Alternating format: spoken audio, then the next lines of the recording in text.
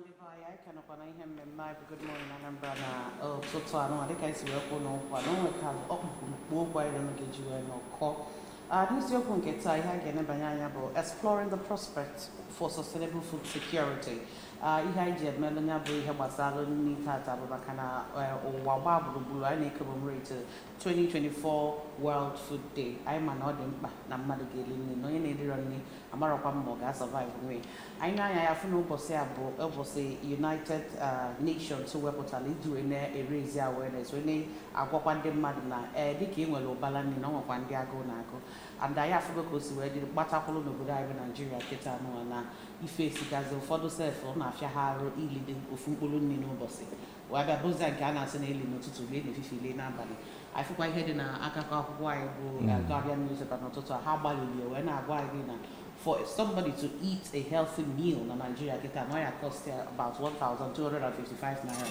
Then when you calculate it, never when like up to 4 members in a family, then that 4 members will need about 150,000 naira just to eat a meal in a month. So if you know what them banai pulunya book ni feneme Erika ezekuna I be na say na economy aya development but I never na eba na couple takwa ni I fika no ho kwa ihe si we na aga kwa eba ihe ndi ali na be high gene banyanya ta we for otu agesi we restore food security in Nigeria since the United Nations and Neganya for no dem back ekwe makia aya be gutata na uno baso zia Anambra broadcasting service kaine aitinyo no we so lukwa wani ne we na etipa we na eku na ku ifeneme ayaw webuta uzo egesi we make odemma afam bochide mmora Mo abulu ajulu chukwu okabwe. Awa kwa ndị ọbịa na ha nọ tata iji wee tinye ọnụ n'okwu ndị ga-enyela anyị aka wee kọwapụtasịa ihe na-echela anyị aka gbasara food security otu ga-esi wee mee ka ọ dị mma na ihe ndị niile anyị na-emekwa nke emegolo eme na nke aka ga-eme anyị nwere Ugochi Ehiahurike. Ugochi bụ Executive Director Social and Integral Development Center SIDEC. Anyị na-asị gị nnọọ rinne daalụ n'isonye laịta. Daalụ chi, daalụ kwa ajụrụ Chukwu, daalụ kwa ndị ọma na-ege anyị ntị ka anyị nọrọ ya nọ. Anyị nwekwazi Emeka Okoye. Emeka bụ MD and CEO of Eco Gardens nke dị n'Amawbia. Abụrụkwa anyị ga-akpọ ya agropreneur. Anyị na-asị gị nnọọ rinne n'isonye. Daalụ ndị ADS ndị na-enye anyị opportunity ka anyị na ndị be anyị karịa maka ọrụ ugbo. Ọ dị mma. N'ihe gbasara tata ewepụtara iji wee merube mmemme ya bụ World Food Day. Achọrọ m ka itinyeke n'ọnụ n'ogbo eziokwu na m akọwatụ gị mana dịka onye ọbịa bịalụ bụrụkwa an expert in this field nwee ike ịgwa nwa ihe o ji wee dị mkpa na eziokwu na a ga na-ewepụta ụbọchị a ga-eji wee na-ekwu okwu gbasalụ ya bụ nri ihe gbasalụ nri n'obodo anyị and then again ofu ụbọchị ewepụtara ozu dịlụ iji maka ya wee kwu ihe gbasalụ ya bụ nri. Okay, daalụ chi, ihe ofu ụbọchị a na-ewepụtara iji maka ihe gbasara nri zuru obi naanị hụ na anyị na-eri nri at least opekampe 3 times a day. So iji ofu ụbọchị wee kwuo ihe gbasara nri adịrọ enough if you ask me. Mana ebe ọ na UN ewepụtaghị ya ka eji maka ya na-ekwu ihe gbasara nri, so it's also an ideal thing to talk about food. Ka anyị na-ekwu maka ihe gbasara nri, ka anyị na-ekwu maka ebe esi akọpụta ihe gbasara nri, right? Because ị na-anya ka anyị jiri Anambra steeti wee maa atụ anya obodo dịgasị iche iche anyị na-akpọ hinterland, obodo ndị flood na-enye nsogbu ba ịbịakwa ọ bụrụkwa na ọhawa na-aka akọpụta nri ma ọhawa ka anyị ma asị ndị ebe a na-akọpụta nri anụmanụ iji maa atụ Anambra West, Anambra East, Ogbaro, some part of Ọka North. Ịbịa ihụkwa na ha nwekwa crisis ha na-efesi in terms of food production ya ihe anyị kpọrọ climate change or natural disasters nke ahụ dụgara onwe iche.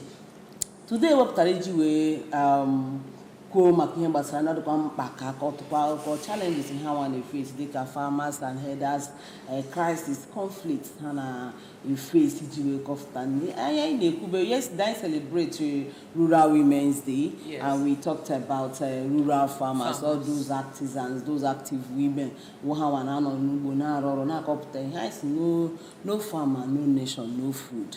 So today anyị na-ekwuzi maka ihe gbasatara food. Ọka mkpa ka anyị kwuo ya. Ahụkwa ndị agụụ na-agụ, enwe ezigbote ndị agụụ na-agụ, ndị na-enwere onye ga-enye ha, ndị na-enwere ọrụ ga-ekwu ha, ndị na-enwere ọka ọra ha. So ọkwa today ka ọ dị mma na-ekwu mmadụ agwa ndị mmadụ dịka nsikwa ụnyaahụ nsị show rural women's love also ka na awakwa ndị mmadụ onye anọghị n'akụkụ na-eribere nri taa dojukeni ese na orie na ọgwụkwa ihe ọ ga-eri ọnwụ na o nwere do onye riwe ya nyebi nwanne ya ka anyị wee nụta celebrate food make sure na gụwa onye hụrụ nke iriri ma onye nyere plate ka orie ka o sokwa riri daalụ. Exploring the prospect of sustainable food security. Okwu a dịkwa very, very important ma ekwu nnọọ ka Ugochi si wee kwu. Ka m bịazie to Oga Emeka Okoli. Nigeria, ka isi malụ Nigeria, oge anyị pempe bụ that the land is green and ebe ọ bụ na ịtụ any seed, come 1 year after, you will pick something from that tree and eat. Ọ dịrọzi kịta. Ka ihe mezi na Nigeria that used to be green, land of plentiful, we are struggling right now to even meet 1 square meal in a land that there is plenty. Ka m bido with ikwugodo na nke mbụ. Nigeria wee obodo Chukwu gọziri agọzi with ihe a na-akpọ natural resources. Anyị nwere ezigbo ana eji akọpụta ife. Anyị nwere ezigbo ọtụtụ ụzọ dị iche iche anyị si nwee mmiri. Anyị nwere passionate farmers. Anyị nwere innovations anyị kwesịrị use wee do self-sufficient in food, especially the basic food, and even more for export to earn foreign exchange. Backed up with oil. But that time ị na-ekwu ọ na-awa ebe ịtọgbọrọ ihe opue. Ịtọgbọ ife opue ọ ka na-eme kịta. Mana nsogbu anyị nwere na oil derailed us. Anyị bịa rụpue mmanụ. Che na ihe ọma mere anyị fesizie mmanụ rapụ agriculture. Gọọmenti bazie n'ego mbute dị na mmanụ. Ọ mgbarapụ ka agbarapụrụ agriculture. Neglect. Ọ bụ na gọọmenti face agriculture etu o kwesịrị ịdị, just like Chineke kechara ife niile, ife mbụ o kere ọrụ ugbo, because ọ ma na ife niile o kere eke ma anụmanụ dị ama mmadụ ga-eri nri. Nigeria neglect agriculture, and that is what we are facing. Ọ bụ Nigeria nye agriculture right of its place as number 1 priority. Food ga-adị, because anyị nwere passionate farmers. Okay, a na-ekwu okwu sensitization and awareness. A na-eme sensitization na agriculture every day. Mana chọọchị maka agụ abatago everybody arụ. Unu na-ekwu na a na-eri 3 times a day. No. Ndị na-eri 3 times a day with the bourgeois. Middle class and low classes na-eri 2 or 1 a day. Now, it's all the biting. But be it as it may, like my sister said, onye nwe ya nyetụ nwanne, but ada enyezi. Onye ahụ ga-enye gị onwe nke ọ ga-eri echi. Ọ dụrọ. But we thanked ndị chigolo anyị na this state because ha na-enwe passion for agriculture. Ha na-atry for agriculture. Obiano started ihe anyị na-akpọ ugbo azụ, container farming. Any place if we space tinye ife. That is helping us today. O nwere program anyị na-abịa ebe eme na osi Chris farm. Ọ na-amị mkpụrụ. If I open my WhatsApp for farms ndị mmadụ, especially tomatoes, we face tomato and pepper because this Christmas anyị ga-afụ pepper. Ofu mkpụrụ tomato ga-ele 1,000. But people are farming now. Youths are coming into agriculture because of advocacy and sensitization. So now, organic anyị na-afụ now, to me, all for one thing oge, because open chiganye that everybody na etinye ego isi na farming. Ma ndị kwelo, ma ndị ekwe, medical doctors, engineers, lawyers, everybody, workers. Because any little space of team ife. So World Food Day is reminding us ihe anyị kwesịrị ime. So anyị kwesịrị itinye aka na abọ n'ugbo. Onye ajoin be nya join na. Anyị nwere space. Nigeria agọziri anyị agọzi. Ndị garigoro ga-afụ Nigeria so n'obodo kacha na mba ụwa niile nwere everything Chineke kere eke eji eri nri. Mana anyị anọrọ na ya. Dalịrị na-emeka na ya bụ nkọwa ihe na gbasara ihe na-aga n'obodo anyị bụ Nigeria and then Anambra State goes to Akakita.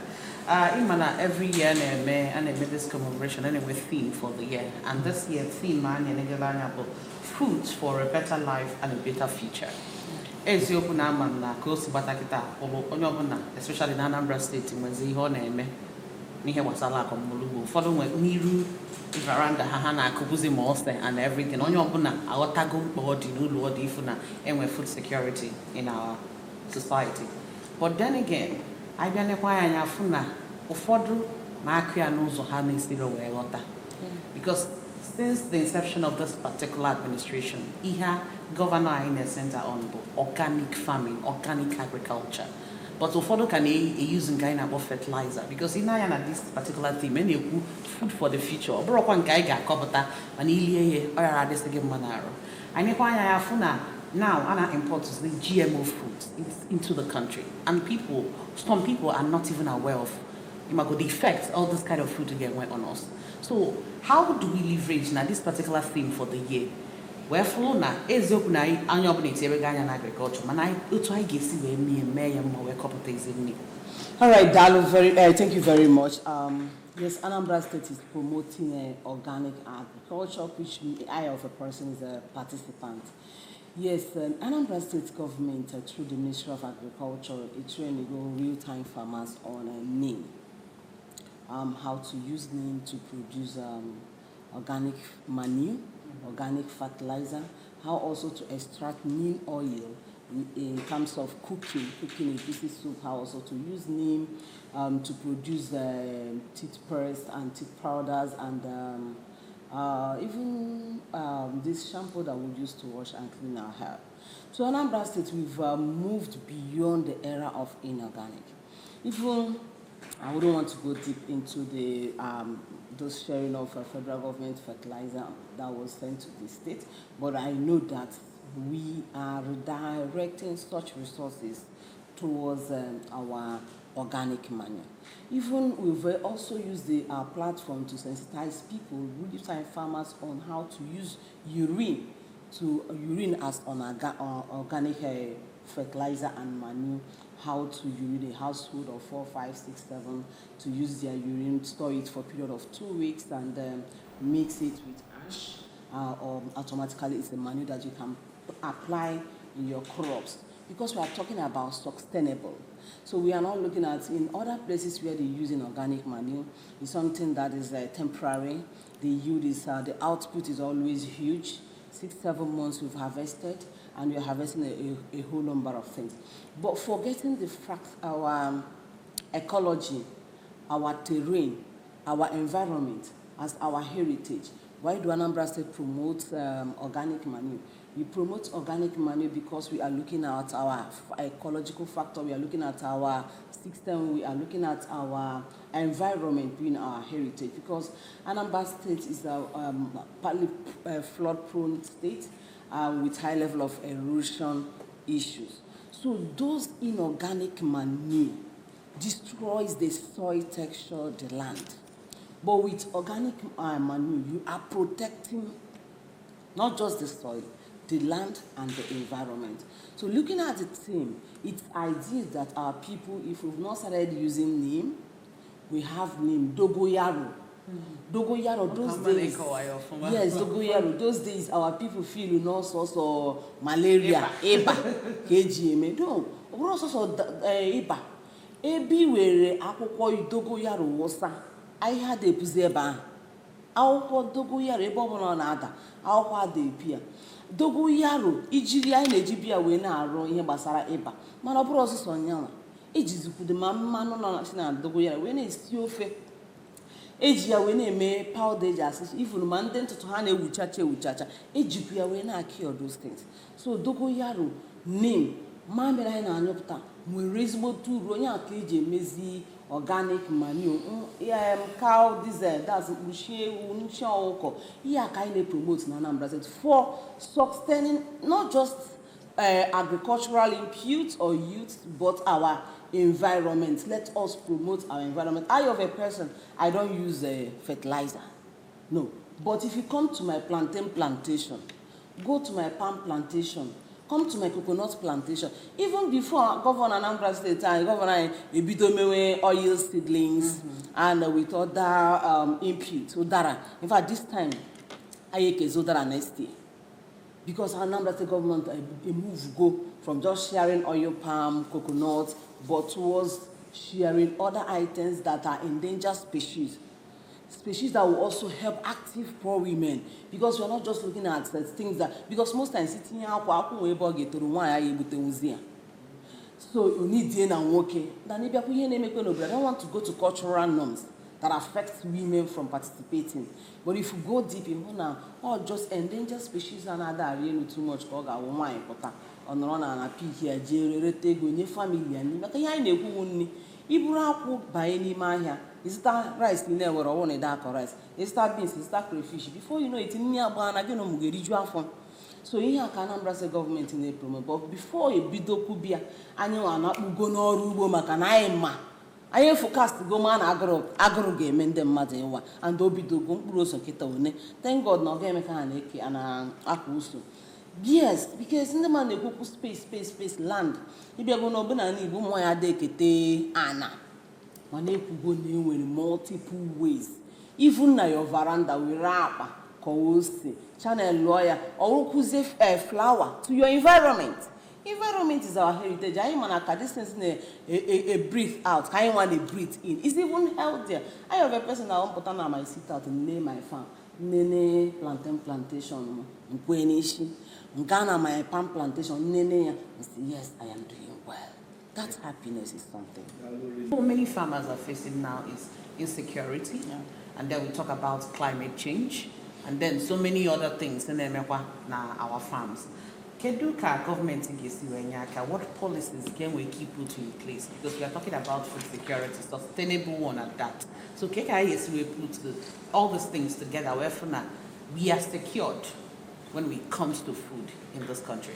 I think the first thing is to work hard with respect to securing our environment. Security for me is basic, right? Because most times, mostly and I guess we can vegetable, but no, that's the ideal thing. So I guess in Ubani Dichi, Uruzian and the unknown government. A capture gear. One, I was going to have a charge you trailer load. He has about Nandoge, no correlated on a guapo, no, Yachabeba. So, I know your state and government and Kiwi Nimo or Ubani, those are mostly boundary areas. Kiwi came a bit secured.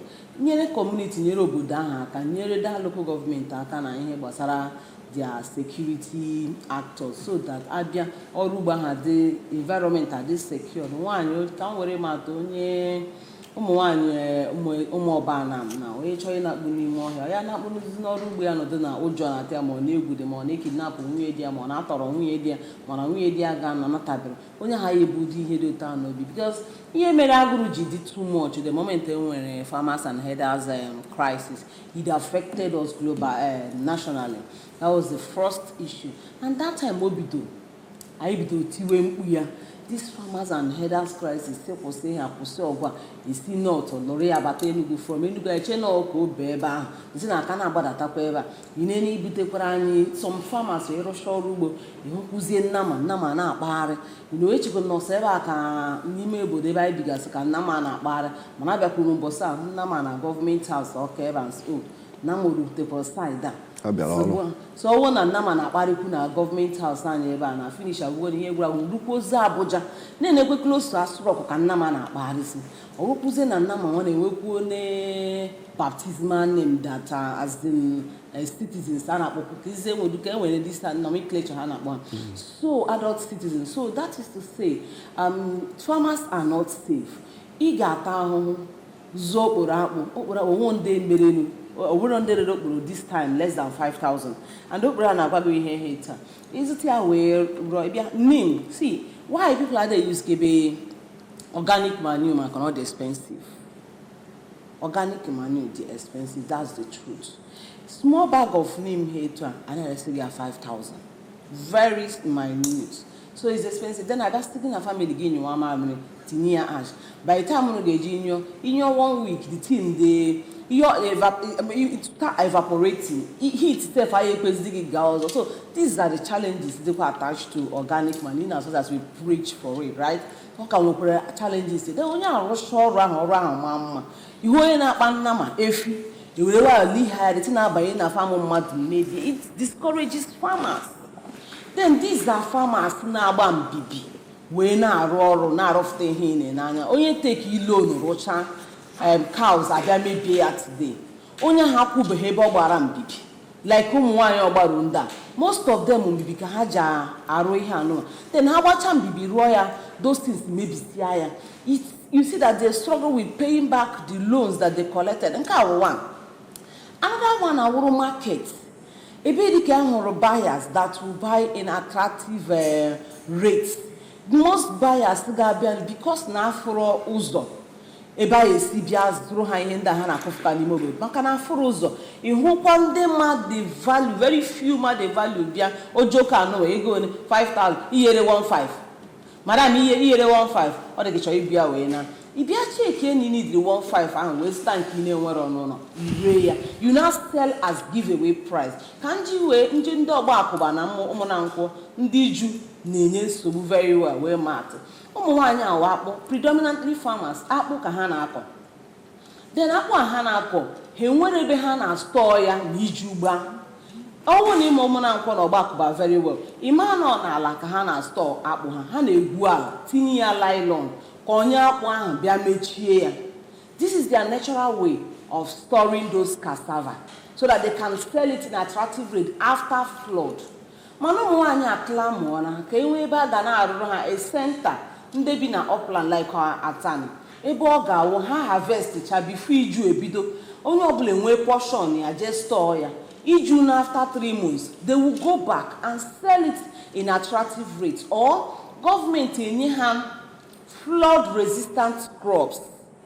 Rice, no rice oga we jubagodi me choir. What ijuna harvest here. So here how do we help farmers? Ndana produce here no then climate change no punishment. Punishment na chukwu echite guy non-jai mekatara ka ji we nye flood ni flood iju agbo oge nke nu aka na achiba. We need to also sensitize them. A natural disaster is climate change related matters so that late planting. By late planting, October, November, December, and you plant. They plant here February, March. I now harvest before you about 2 months and you both go and harvest go. But we are no longer planting. So that we are on the safe side. You will be encourage a latch back to farm. And don't have affordable rates, as tomato, affordable rates. If we don't have them, like I said before, no farmer, no nation, no food. And we are talking about food. Because can support to one. Climate change, Dorel, just like you mentioned, DG. Before now, any change you go the scenario by farmers knowing when to go in and when to harvest, so that KG has maybe too much. And again, advocating for middlemen to go and buy off their produce, so that can wear their cash after that. But here's our government to help us put a little irrigation facility, because irrigation is the only way out of climate change. All Obaru people and the riverine areas will go to farm from November, December.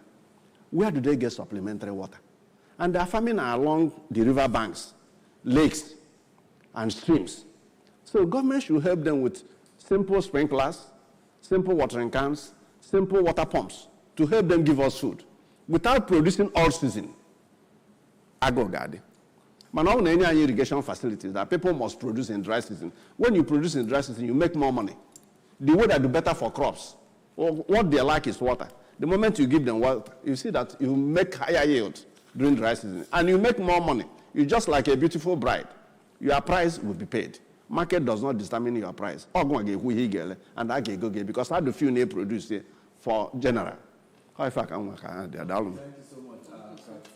Wagodu Jimeba, I go for break. I Nachiata. I continue from Ebai Puse. Don't go anywhere. The program is still on. The government or the man at the helm of affairs, when you talk of government in Nigeria, which is in the person of President, the man has to pay and give what ear to the yearning of the people by doing what? By listening to the reactions of the people when you talk of hunger. There's hunger everywhere. There's no big deal about that. There's no question about that. The man at the helm of affairs, the president, is not doing well by not putting eye, giving heed to the subjects. One is through mechanized farming, of course.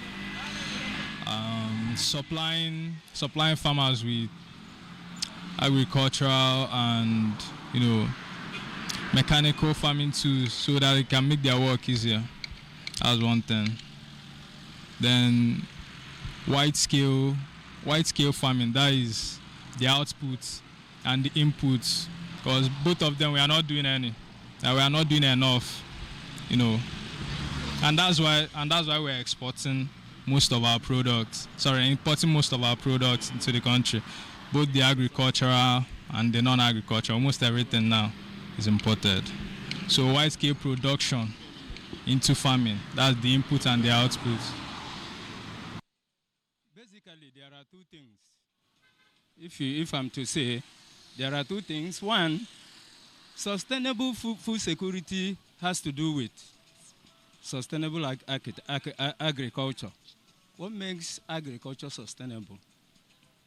What we do normally that puts us back agriculturally is that we do seasonal farming.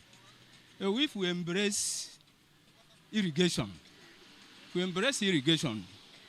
we will farm from January to December. And what will be the resultant effect? Availability of food. That is number one. Number two has to do with security. Where our farmers are prevented from entering the bush, what will be the resultant effect? Scarcity of food. So if we want to be intentional about food security, we have to be security conscious. We have to deal with security challenges staring us in the face. That is it. I think one possible way we can achieve a sustainable food security in Nigeria is, dodge into farming. You understand me? Probably wherever you stay, if there's a piece of land beside where you stay, you should try as much as possible to, cultivate something. You understand? If you have a farm and I have a farm, it's easy for everybody to find food.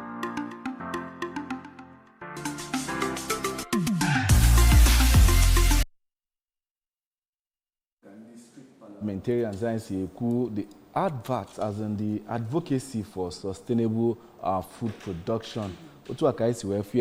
And then ndị mmadụ na-ekwu ihe Emeka Okoli kwu about irrigation. Na-ekwukwa ihe Ugochi na-ekwu, which is securing our farmlands. We still have a whole lot to do. Ọ bụrụ na ịchọ ka nri dị affordable and available to Nigerians. Because without taking much of your time, just one passing word. Let me begin with you, Emeka Okoli. What do we do? What can we do collectively and as a government in order to end this crisis? And also to add to that, this what do you call it, post-harvest management. Yeah. Because, like you said earlier, no further than Kopota, and we're off bias. Maybe say, now, how do we preserve our food so that, because we're talking about food security, how will last longer? Everybody's hand must go into agriculture. The government is better in security and supporting small and medium-scale farmers with irrigation facilities and processing equipment. Only when processing equipment, you cannot help our farmers. When there's glut, the processors will buy them and process them into dry forms that can extend their shelf life and can be moved to other areas for our people to benefit from there.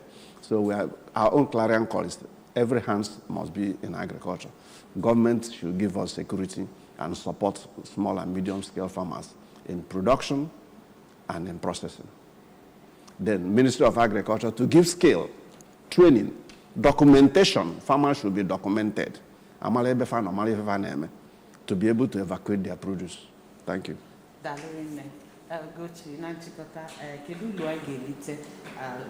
we talk about economic benefits, I get it, and I embrace this sustainable food systems, not just in Anambra State, in Nigeria in general. In Nigeria in general, there will be food security. There will be food availability. Enough food will be here. Right? When I go to my farm, I tell people that enough food is here. Enough food is here because of the input and the output determines whether we're going to have enough food or not. So because there will be enough food.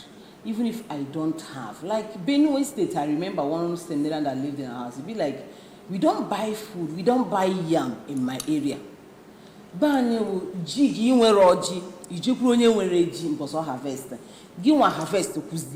You still return the tubers you collected.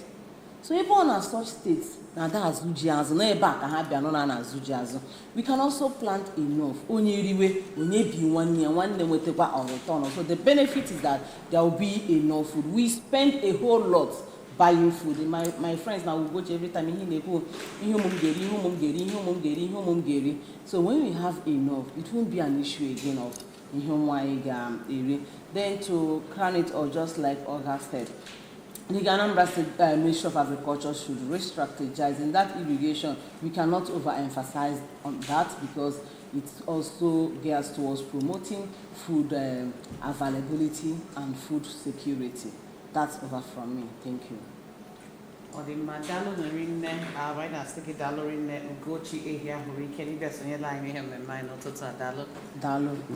much.